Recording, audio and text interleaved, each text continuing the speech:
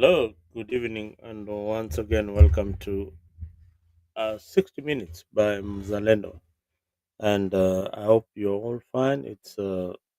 We begin the week, of course, with some politics. And I wish that every one of you who is going out there rushing to work this morning can pay some good attention to what I'm about to say about our current political situation.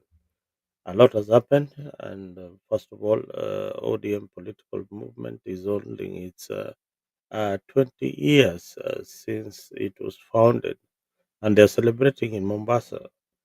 So, congratulations to the Orange Democratic Movement for giving us 20 years, of course, with a lot of drama in the political movement.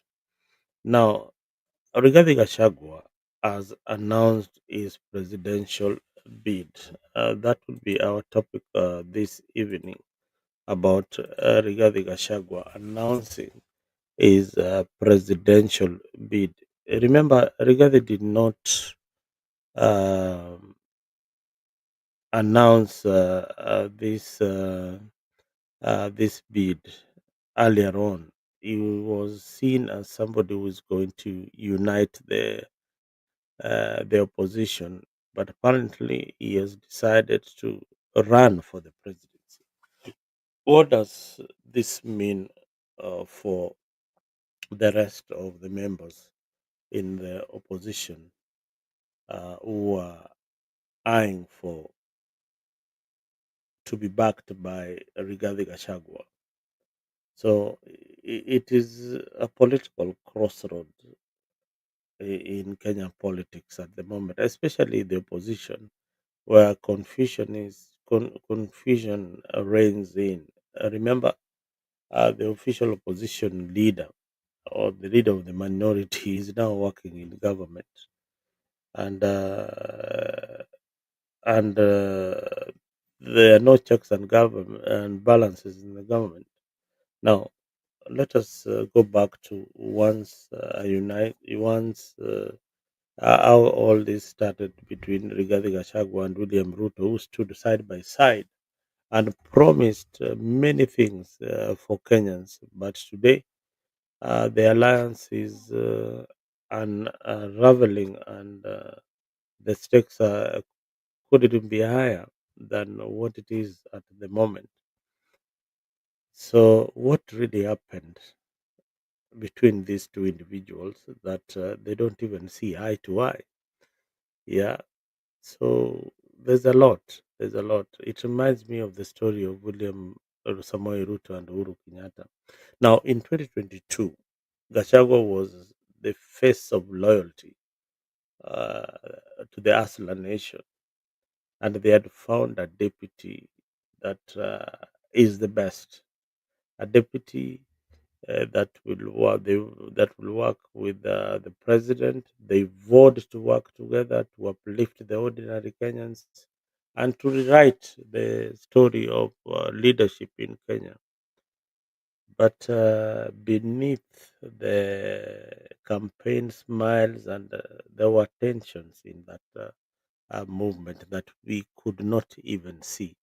Maybe the politicians in those camps had noticed, but we the ordinary citizens could not see the tension between Rigathi Gachagua and William Samoei Ruto. Fast forward in 2025, a handshake between Gachagua and William Ruto has now turned cold. Ruto has had an handshake with one Raila Odinga. Now Gachagua is saying that this is betrayal of a government that he worked so hard to form. Yeah, and they made a lot of promises together with William Ruto, and his people of Mount Kenya region are also singing the same chorus with one Rigiji. And in fact, the stakes are even higher. Today, if you are in Mount Kenya and you don't support this movement by Gachagua, the DCP party, that ticket is hotcake. It's just like a guarantee that you will be in parliament if you have the DCP ticket in Mount Kenya region. Now, Ruto is also fighting very hard to dismantle this notion, and we've seen a lot of movement in State House. The other day, I saw uh, the teachers, the head of the teachers fraternity, moving into State House, and of course, there are a lot of goodies that come in State House, so handouts and all that, and promises by William Samoei Ruto. So the script is William Ruto is using an old trick that President Moi used many, many times of delegations from this region coming to Ikulu and him talking to them, and at the end of the day unampata kachai kidogo mnaenda nayo nyumbani, or they call it transport. Now, Gachagua is not just criticizing the government. He is now intentionally going to try to vie for the presidency, and that is what Rigiji is doing at the moment. And I saw one of his clips of him saying that indeed that he is running for that particular seat. Let me look at it shortly. I'll play it for you guys here so that you can have a look at it. Nataka niregeshe masomo ya bure tuliwachiwa na mzee Mwai Kibaki. Mimi nataka nirekebishe matibabu, mahospitali kuwe na dawa.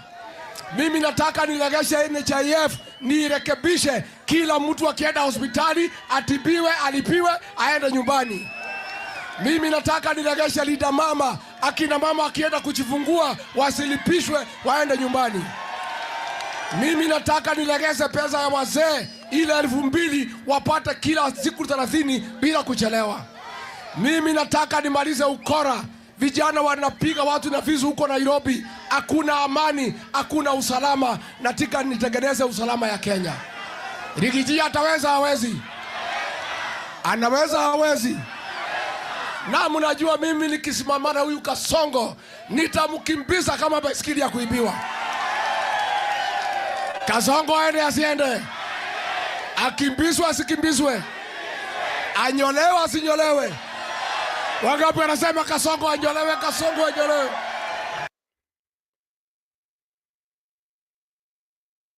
Yes, wangapi wanasema Kasongo anyolewe? That is one Rigathi Gachagua. I told you Gachagua is somebody who is very, very toxic. No, is it the right word? I don't think toxic is the right word.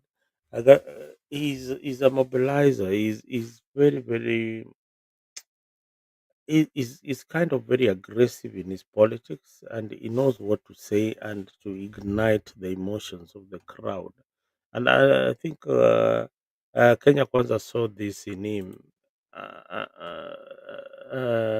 that is the reason why they chose him as the deputy president. Now he is mobilizing for his new party, the DCP, a new movement that is challenging the by-elections that are coming in Mount Kenya. In bed, I think we have one by-election that is coming.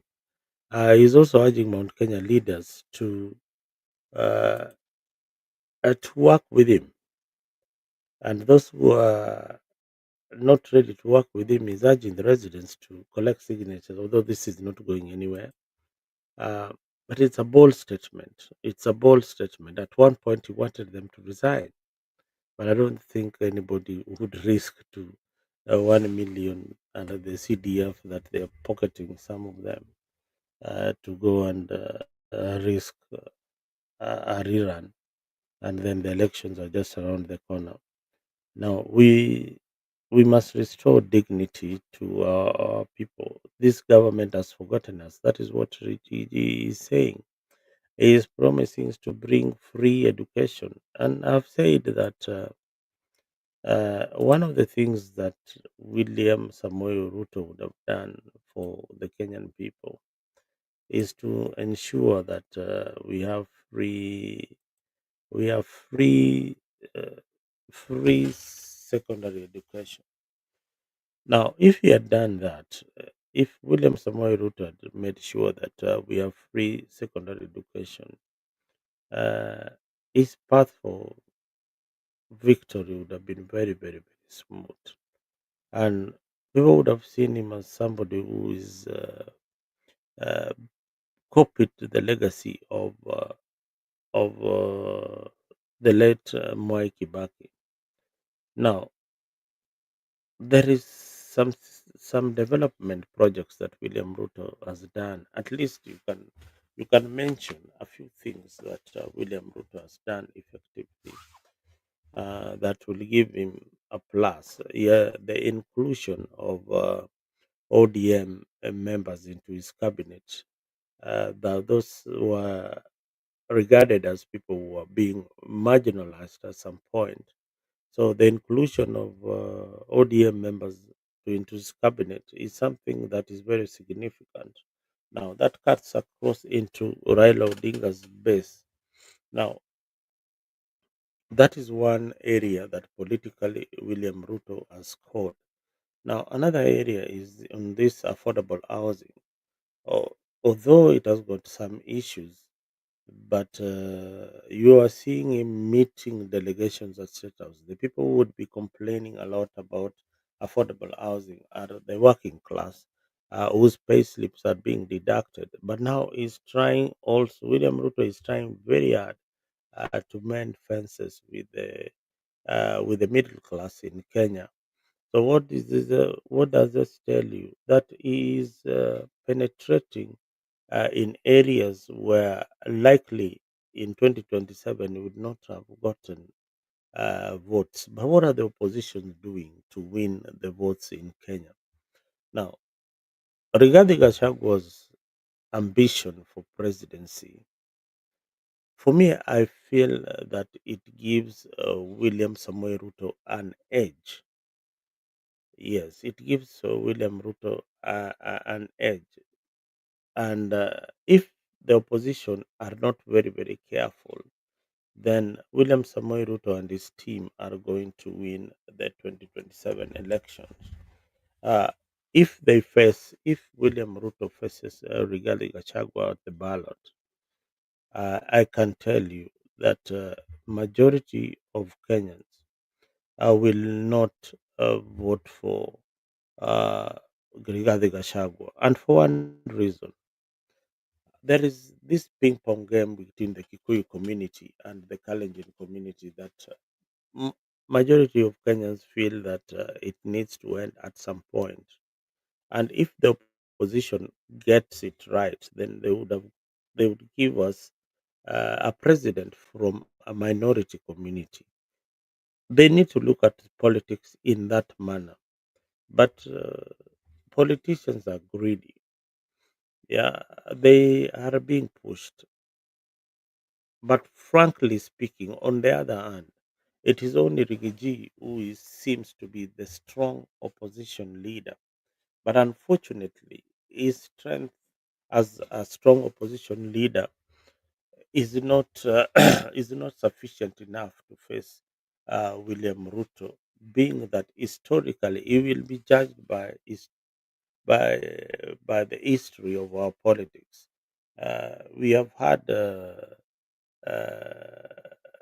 three Kikuyu presidents, and we have had now two Kalenjin presidents. We are a country of 43 tribes. Now, this is why Kenyans are hungry. They don't want this ping pong game to continue.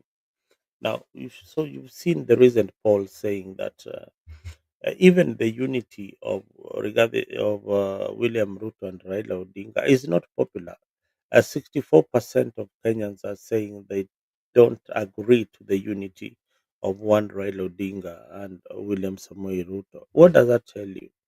That there is something that is not right. There's something that is not right. And Mohammed Ibrahim, thank you very much for tuning in to Afrique 24. And thank you for subscribing to Freak. If you've not subscribed on YouTube, tafadhali, make sure that you do subscribe on YouTube so that we can be sharing some of your comments, like what you're saying. Mohammed Ibrahim says that Rigathi Gachagua is dreaming. I don't know whether you're saying it's Rigathi or it is William Samoei Ruto, and many others who have tuned in. Asanteni sana from Tembei TV, our sister station. But make sure that if you are on Tembei Facebook, make sure that you go to Afric YouTube so that I can see what your comments are this morning. And thank you very much, Boni. Thank you, asante sana Boni Boni Ogega. Asante sana Boni. Make sure that umeingia pale Afrika subscribe, and we want to see some of your comments, especially those who come from the Kisii region. We have seen Matiangi Matiangi mobilizing the community, but we have Maraga also. Maraga also, we are told, is a Gen Z candidate. Now, I can see a lot of confusion in the opposition. I don't know whether it's me who is seeing this. I don't see Kalonzo making any serious bid for the presidency. Correct me if I'm wrong, guys at home. I don't see Kalonzo Musyoka making any serious attempt that he really wants to be the president of the Republic of Kenya. I have not seen him in Nyanza. I've not seen him in Luo Nyanza. And this is somebody who would have easily penetrated in Nyanza, being that he supported Raila Odinga on several occasions, but he has not brought his argument to the people. He is zero grazing around Ukambani and Mount Kenya. He already has that vote from the Kamba region. That it is high time that we see him seriously having town hall meetings, having discussions with the people, especially in areas where that is perceived not to have any kind of support. I want to see him having candidates in the by-elections that are coming. In in some areas, I want to see a strong wiper presence in some of these areas that are coming. But the by-elections that are coming in Mbeere and Western, should William Ruto lose in Mount Kenya, that is already a sign of what is going to come in 2027. And should they lose to DAP of Eugene Wamalwa in Western Malava, there is a by-election that is coming there. If they lose this by-election consequently in Western, that will be a big message to the broad-based government of Raila Odinga and William Ruto that in 2027 it will not be a walk in the park the way many people would think that these people are, are going to, you know, uh, are going to win easily. Yeah. So for William Ruto, he needs to really think twice if he loses the by-elections that are coming. Being that they are in power now, they control the state machineries, and of course, Kenyan elections sometimes there is some kind of rigging. Now, in Luo Nyanza, there's also a by-election that is coming of Kasipul Kabondo, if I'm not wrong. That one, the race is kind of a two-horse race between an independent candidate and ODM. The opposition have not fielded a candidate in those particular areas, and I don't know if they are talking about unity. then they need to expand and say that okay, let's even gamble and and go fishing. We will get some support, 1 or 2, 5, 10, 100 voters, 200, 500. You never know. In Kasipul, Kabondo, people will be ready. But you see, even the candidates themselves are not even sure whether they can pick uh, the tickets from these opposition movements, like the Wiper ticket is available, DAP ticket is available. But the candidates who are vying, they're shying off from these tickets. So that tells you that they have not marketed their political parties or the opposition properly in their in their opponents' turf. So they need to do a lot of a lot of groundwork to ensure that their message is spread in areas that they are not doing so well. Uh, for Rigathi Gachagua to be zero grazing in central Kenya and thinking that the rest of Kenyans are with him, that is a problem. They need to spread their wings. They need to take the risk. They need to bite the bullet and go and look for votes elsewhere. Ruto's allies are also kind of sounding an alarm that all is not well even within Ruto's camp. Remember, there is Kindiki and there is Raila Odinga and there is ODM party there. ODM ODM party is the is we want to say is is the most credible partner for William Ruto uh, currently after Central moving out with Gachagua. So he has the only credible partner that he can rely on is Raila Odinga and his party ODM. Now, this is where William tough decisions have to be made. Now, the tough decisions are that the current deputy president is from Meru, and William Ruto and Raila Odinga. eh, Many of ODM supporters think that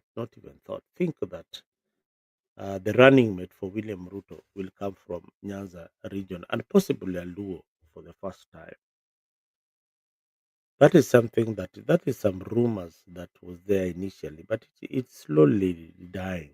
And I saw an article by a lie about the same that they are losing ground to negotiate for power sharing within Kenya Kwanza should they win the election. Because the number two is Kindiki, and of course Kindiki will come with his team from the Mount Kenya region. Yeah, when they get power. I don't know what you think about these guys.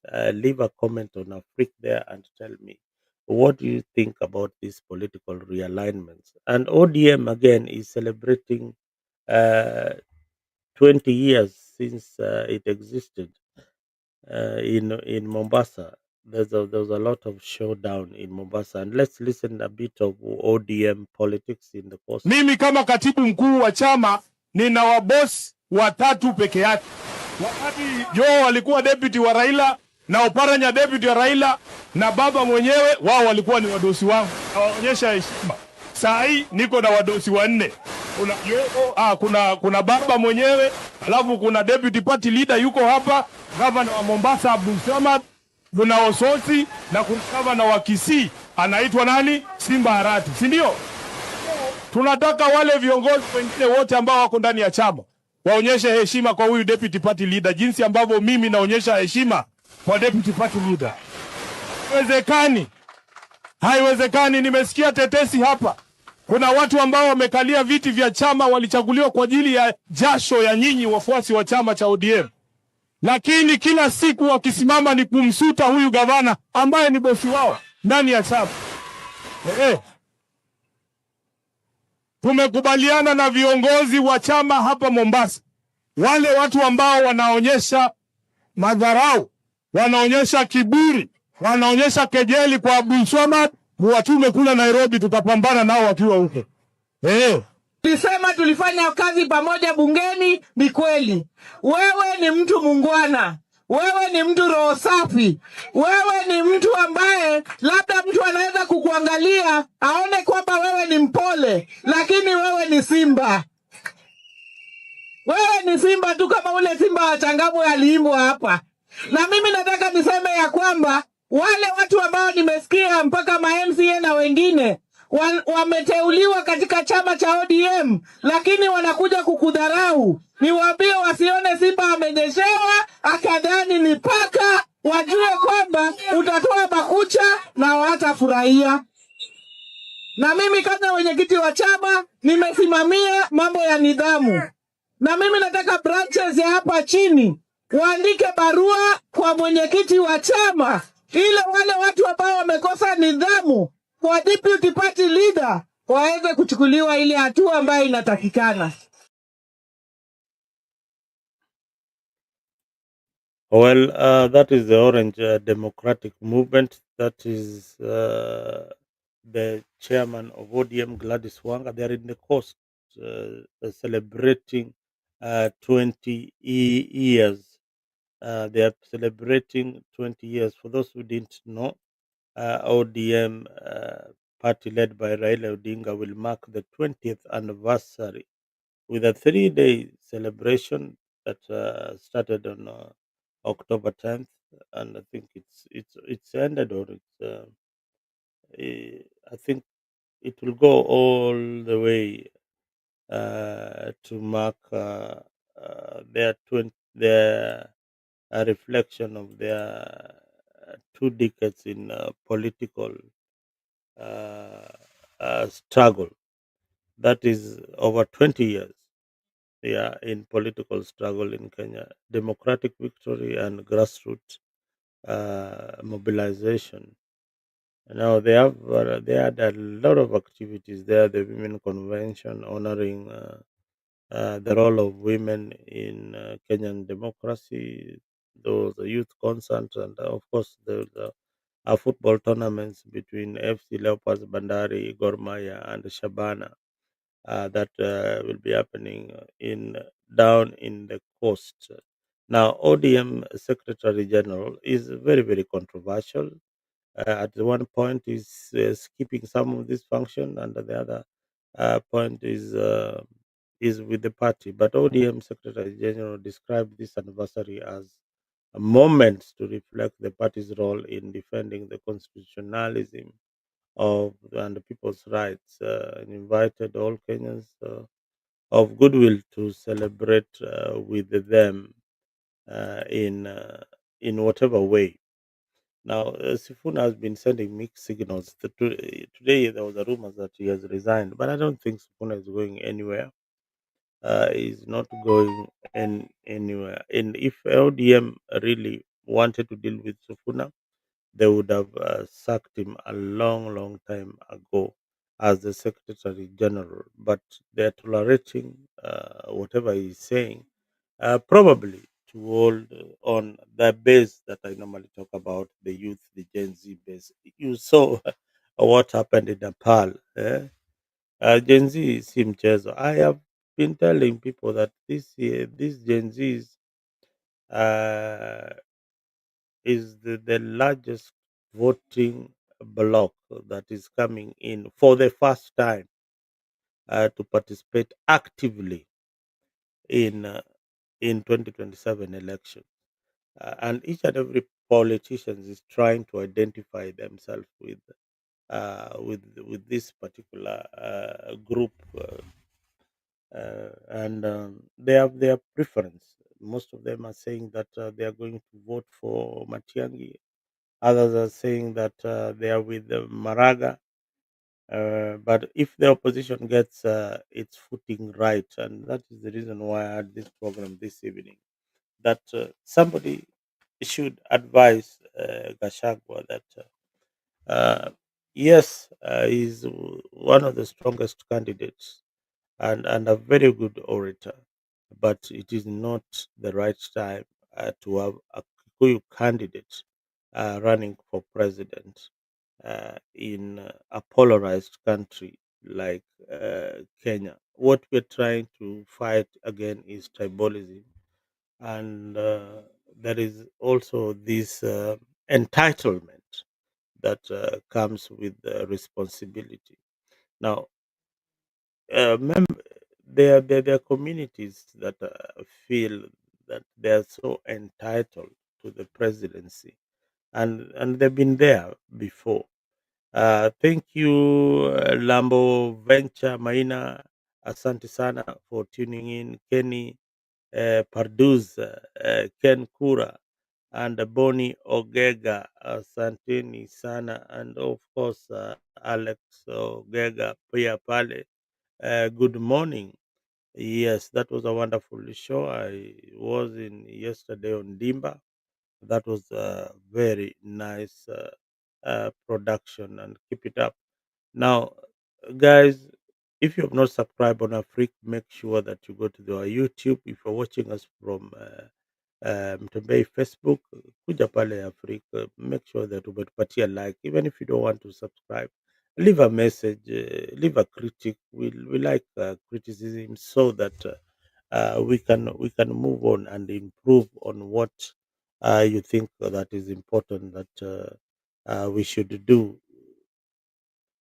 All we do here on Africa is to give you a civic education and an informed choice. My opinion could vary or differ with yours, but if you have followed me in many years of political analysis on different forums, normally I take a stand, and most of the time it is the winning strategy. And whatever I say, please take it seriously because I don't know. I can predict things that are going to come in our politics. Right now, I am seeing a confusion in the opposition. And I'm also seeing that Ruto is fishing for one more ally to join his camp. And if he gets that person, then I can tell you for free that Rigathi Gachagua will be the official opposition leader, and William Samoei Ruto will be the president in 2027.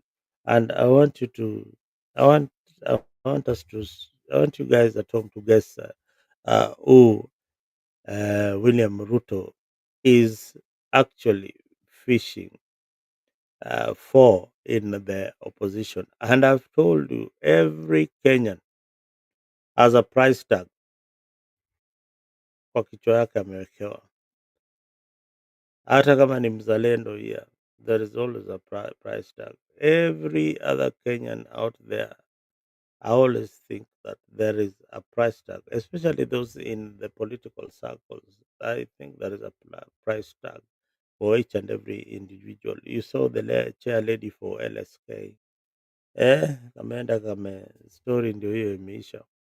Now, and many other people, there is always a price tag for someone. It takes a lot of persuasion, it takes a lot of influence, but at the end of the day, our politics is about negotiations and compromise. And sometimes you don't blame your leaders too much. It is the people who are pushing him. Like somebody like Raila, I am sure there was a lot of push that you really have to take whatever you're being given. Hata kama ni mkia ya ng'ombe, mkia ya ng'ombe pia iko na nyama tutakula. So you're being pushed, yes, it's better than nothing kuliko kukaa huko nje. Now, I want you to guess who this leader is. Leave a comment there and tell me, hey, Bwana Mzalendo, we know the leader that William Ruto is hiring. And if you guess this particular leader, then is home and dry, is winning the presidency asubuhi na mapema. Hata kutakuwa na haja yeye itakuwa ameshinda asubuhi na mapema. So give me the name of that candidate and give me the reasons why you think that William Samoei Ruto's Kenya Kwanza is really looking for this particular individual to join their camp. And if you have not subscribed, once again, this is Africa 24. We have got a cocktail of programs here on Africa. We have got Dimba Al Africa that comes each and every weekend to analyze for you your football and the person, and you'll have great conversation with the youths around the world about the EPL soccer and of course our FKF football and Arambe Stars, and AFCON is also coming to Kenya. That one also is another political statement that William Ruto will make that will earn him so many votes come AFCON. AFCON is coming just before the elections in 2027.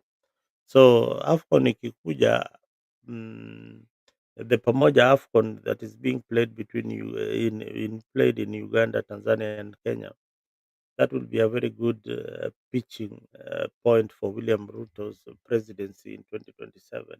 If Arambeta Stars performs well, I can assure you, with the goodies that William Ruto is ready to give, oh my God, every other youth and sportsman in the country will vote for the president. And of course, their parents and everybody will see that, okay, this president is the first one to do the 1 million, is the first one to give Arambe Stars at least something that people can relate to.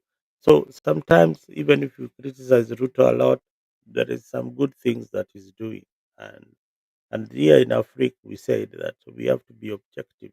If there is something that the president is doing right, yes, tutampatia maua zake mapema na tuseme hey, bwana rais warambe pale.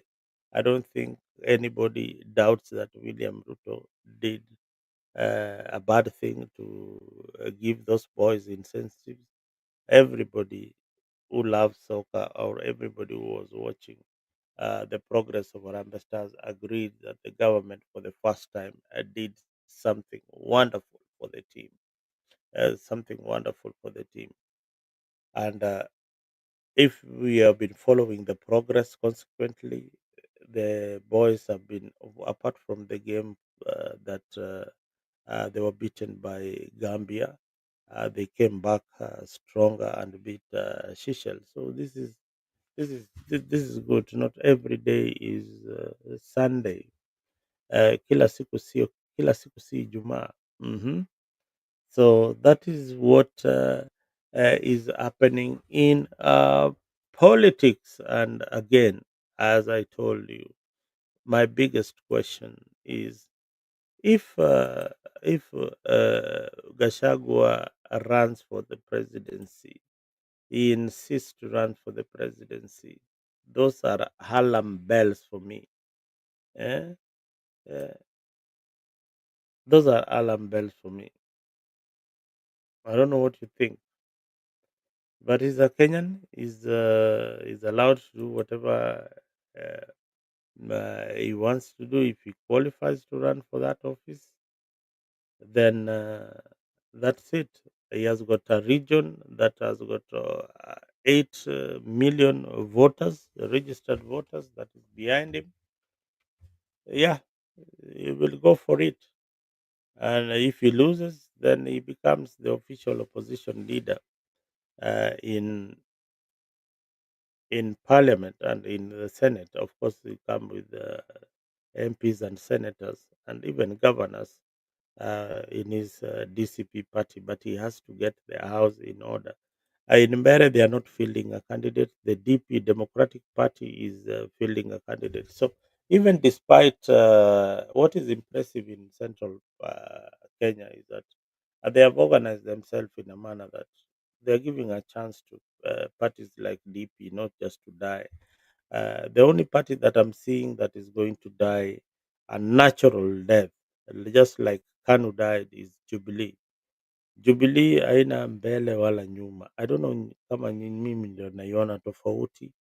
I don't even know what they should just wind up and join the government. I don't think that they have got they bring in any serious bid for the presidency. I understand that Matiang'i is the candidate. Matiang'i, is it easy to revive Jubilee, or is it easier to come up with your own party and and build a brand? Uh, Rebuilding the brand called Jubilee, it has been used. It is outdated. You need to come up with a brand and rebuild it from scratch.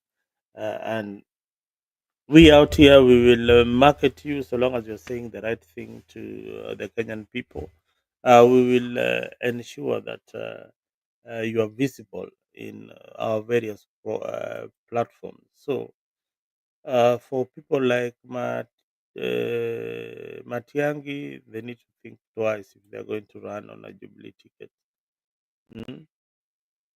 So in Central, just as I told you, if you are still in UDA, you are not safe as an MP, you are not safe as a senator, and you are not safe as a governor. So long as you are in this central province region where it's predominantly at Kikuyus, then hauna ole wako, utakuwa ni bahati yako ukipenya. Because pale Gachagua has really consolidated the base, and it will be very very difficult. Let us see what will happen in Mbeere, because the UDA governor Cecil Mbarire as a candidate, and of course is a UDA candidate. So we will see how they will play out. But what are the people saying in other forums? What is the church in Mount Kenya saying? What are you guys discussing at home? What are people? We want to know what you guys are saying. Uh, that represents the region. We want you to jump into this spot. Don't shy out. That me, I support Rigiji. Kuja kwa platform useme, hey, mimi ni supporter wa Rigiji. I've not met any person, individual. Forget about the politician. I've not met people who are coming up and saying that I will vote for Rigiji. Forget about the Jacaranda turncoats. One day they are supporting Rigathi, kesho wako kwa Raila, kesho wako pande ile ingine. I want credible people who are saying that, hey, these are the reasons why I'm supporting Rigathi Gachagua for the presidency. These are the reasons why I want Matiang'i to be my president. And you give me the reasons here on Africa, and we will be able to share with our viewers out there, so that they can know your stand. That's the only way you market yourself. We also want to leaders. We want leaders who can serve, not just who speak or who are eloquent. So we want people who can serve. So for many Kenyans out there, especially the young people, jump into positions of leadership. I say that the Gen Zs, if you're listening to me out there, you have got very high chances of winning in Nairobi areas, Nairobi and its environs. In those cosmopolitan towns, you Gen Zs are going to run away with those seats if they are organized. In Mombasa, in Nakuru, in Kisumu, I don't know. Kisumu, their politics is not really advancing at the pace that it needs to advance. But in Nairobi, I see diversity. In Kisumu, I don't see a lot of diversity. They're still in the Orange Democratic Movement, but a few spills here and there could see some young people coming into power. Which other area? In Mombasa, yes, there will be a kind of change in Mombasa. It will not be very significant, but there will be a tilt in the scale. Young people will come into leadership away from your regular politicians in Mombasa. The governor right now is having a lot of trouble with the members of Kaliam County Assembly. So in Mombasa, there's a rift that is going on there that will see young people coming up with political movements that address their issues. Uh, yeah, that is how I look at the politics. If you've got an opinion about it, for many young Kenyans out there, please kuja hapa Africa so that we can share the moment together. Chel la Meko, asante sana for being part of this discussion. Legacy Junior, asante sana. Lambo Venture Maina, karibu sana. Kenny Padrus, asante sana. Ken Kura, karibu sana. And of course, Boni Ogega, karibu sana. For, and I thank you very much for being part of this discussion. As we wind up this particular segment of Africa 24, I want to know your sentiments of who is this candidate that is going to join William Ruto. Yes, that is my questions to you viewers at home. And lastly, I have told many people that, and this will surprise you. Edwin Sifuna,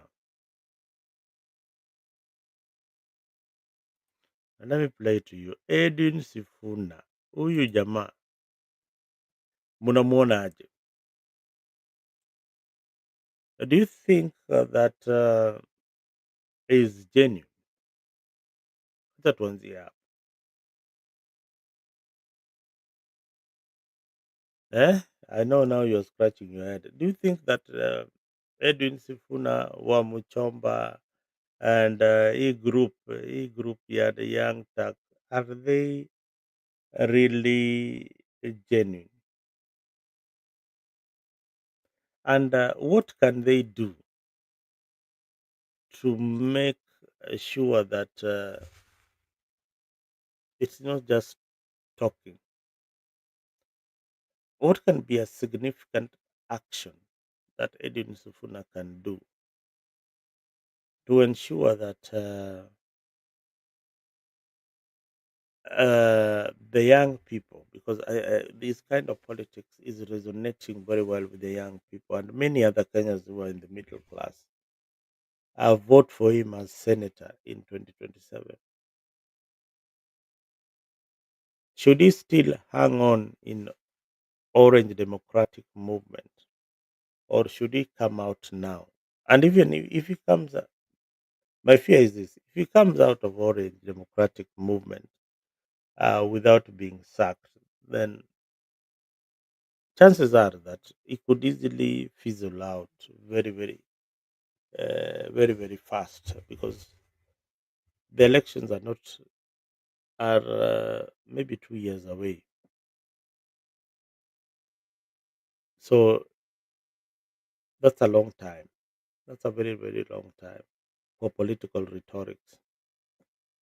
So, and I asked also you viewers at home, why do you think that the ODM fraternity have not called Babu Wino or Edwin Sifuna for disciplinary action?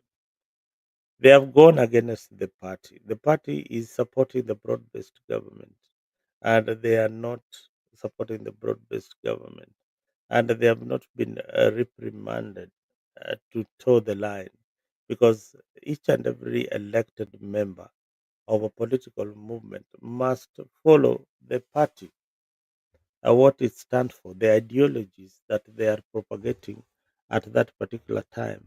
If they stand for free secondary or free education, free secondary education, they must all be whipped to support that particular agenda. But here is the Secretary General of the biggest party in Eastern Central Limpopo not supporting the agenda of the party. and is still within the party ranks. So I leave it for you, viewers at home. Give me your suggestion. Tell me what you think about Edwin Sifuna. Why is the Orange Democratic Movement still tolerating Edwin Sifuna?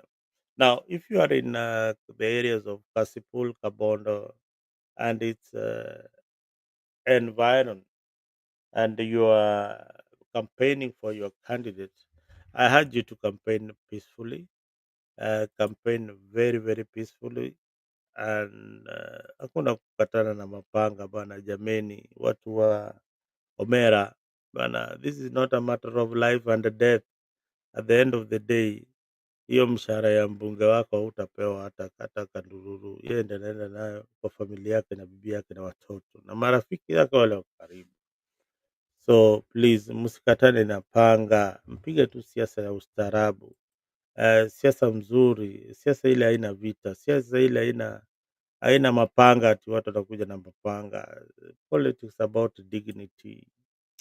Eh, pigeni siasa ya amani so that hii by election ikuwe ni kielelezo that things can change in our politics. We don't want people to chop each other. You know, like in the area I come from, ati mtu unapigania MCA mpaka unaenda unakatwa mkono. Yani ati there is a guy in the village right now who does not have his hand. One of them was chopped off, mwingine ati mapua imekatwa. Hizi ni maisha gani ndugu bana? Eh? Hizi ni maisha gani? Now I wanted to say something about the church but inakaa muda imetupatia kisogo. But in all clarity, the leadership of the church in Kenya has failed and failed terribly, failed to give us direction, failed to pray for peace, failed us when where they needed to you step in and act. They are now in bed with the politicians. Kama kuna wale wako allied to Rigiji, kuna wale wako allied wale ma allies wa Kenya Kwanza. So the church is also divided. As civic storms rage, faith communities are quiet, and the division is there within even the faith community. They need to give guidance. They need to give guidance when it's needed. Otherwise, when we stop talking, sometimes uh, bad things happen. Bad things happen. Now, as I close, this is my last closing. I want you guys in 2027 is just on the horizon. But this moment and this rift that is coming, and this election that is coming in 2027, some call it the mother of all election. I call it is time for us to reflect and save our country from the political class. Otherwise, we'll not have a country. You've seen what is happening in the CBD. People are just what an Ibiana live. You've seen militias closing into our country, and it's serious. We are not heading in the right direction. A few things are working, but let us work harder to make sure that we have a country. So stay informed, stay engaged, speak the truth because Kenya's future is not just in the hands of the politicians. It is in the hearts of its people, and that is me and you and so many other people out there. For those who tuned in, boss, thank you for listening. For those who didn't like what I said, please pole sana. Maybe next time I would say things that probably you want to hear. But these were my views. These are not the views of Africa 24, definitely. These are my personal views on how I look at politics from a different lens, and that is the Mzalendo lens. And thank you guys for being wonderful and engaging on the comment section. And I wish that you take the next bold move to go to our Facebook page na unipatie tu like, ama kama huwezi patie subscription, then peana like ama leave a comment, and we will be able to engage with you and know what you think about our politics. Yeah, it's not just about politics. We also have got other wonderful programs that come on Africa. Otherwise, guys, thank you very, very much and have a good morning and a wonderful week ahead. I have been your one and only